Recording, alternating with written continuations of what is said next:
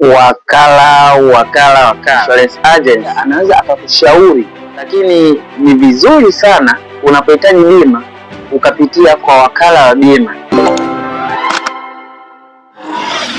Wakala au dalali. Hivi neno kama hili ni sio geni, tunalisikia sana katika maisha yetu ya kila siku.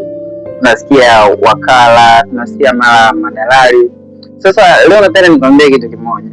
Pia kwenye ishu ya bima, katika soko la bima Tanzania na mataifa mengine yote, kwenye soko la bima pia kuna watu kama hao wanaitwa madalali.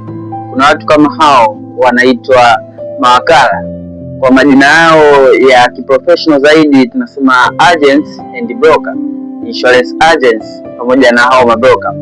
Sasa hao mabroker au insurance agents, madalali na hao mawakala, unajua na umuhimu gani katika soko la bima?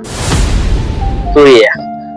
Katika soko la bima hawa madalali pamoja na mawakala ni watu muhimu sana. Watu muhimu, tena ni muhimu sana.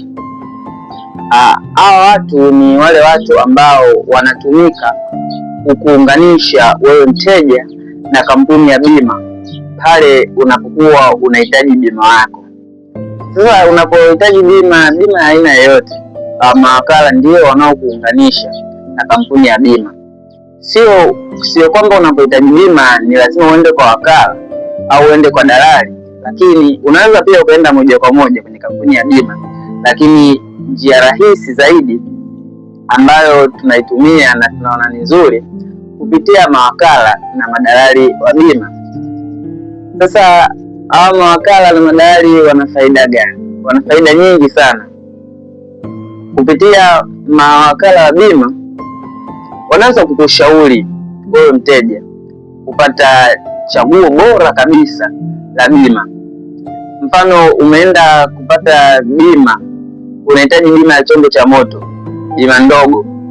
Ukifika pale anaweza akakuelezea, akakupa faida